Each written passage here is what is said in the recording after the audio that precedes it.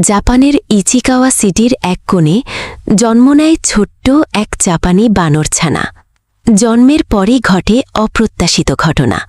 তার মা তাকে গ্রহণ করেনি। ছোট্ট ছানাটি একা হয়ে যায় পৃথিবীর শুরুতেই। চিড়িয়াখানার কর্মীরা তাকে খুঁজে পায়। তার নাম দেয় পাঞ্চ। রক্ষণাবেক্ষণকারী দায়িত্বে থাকা জু কর্মীরা যখন বিষয়টি বুঝতে পারেন, তখন তারা সিদ্ধান্ত নেন এই অসহায় প্রাণটিকে তারা নিজেদের সন্তানের মতো করে বড় করবেন।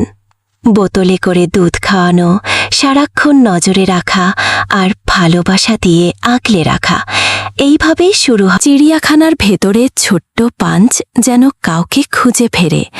ছোট্ট ছানাটিকে অন্য বানরেরা উত্তপ্ত করত, কখনো কখনো মারে। ভয়ে আর আতঙ্কে সে কারো সাথে মিশত না, সবসময় একা একা থাকে। নীরবে পাঞ্চ খুঁজতে থাকে মায়ের উষ্ণতা, বুকের আশ্রয়। ছোট্ট পাঞ্চ তখনও বুঝতে শেখেনি পৃথিবী কাকে বলে। তবুও সে অনুভব করেছিল কিছু একটা নেই, একটা উষ্ণতা নেই, একটা বুকের আশ্রয় নেই।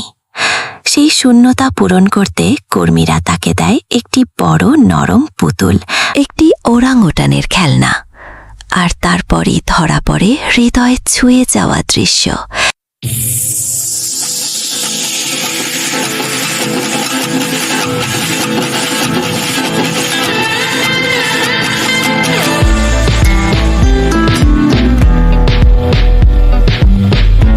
একাকিত্বের ভেতর থেকেও জন্ম নেয় আশার আলো। পাঞ্চ পুতুলটিকে শক্ত করে জড়িয়ে ধরে খুঁজতে থাকে মায়ের উষ্ণতা।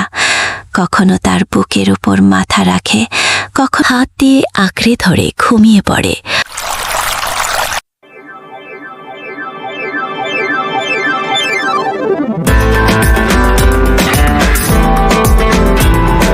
ছোট ছোট হাতে ধরে রাখে যেন কেউ তাকে ছেড়ে না যায়। পাঞ্চ ভয় পেয়ে পুতুলকে আঁকড়ে ধরে, যেন পুতুল মা তাকে নিরাপত্তা দেবে।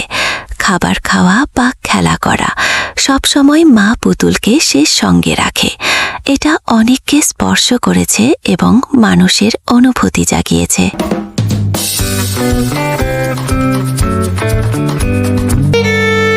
অনেকে এটাকে মানবীয় অনুভূতির প্রতিফলন হিসাবে দেখছে। ত্যাগ, নিরাপত্তার প্রয়োজন, ভালোবাসা প্রয়োজন। একটা পুতুলকে আঁকড়ে ধরে একটা প্রাণের বাঁচার চেষ্টা, নিঃসঙ্গতার মধ্যে সান্ত্বনা খোঁজার প্রতিচ্ছবি। ছোট্ট পাঞ্চ হয়তো জানে না সে ভাইরাল, কিন্তু সে শিখিয়ে দিয়েছে ভালোবাসা ভাষা বোঝে না, প্রজাতিও বোঝে না। আজ পাঞ্চ ধীরে ধীরে বড় হচ্ছে।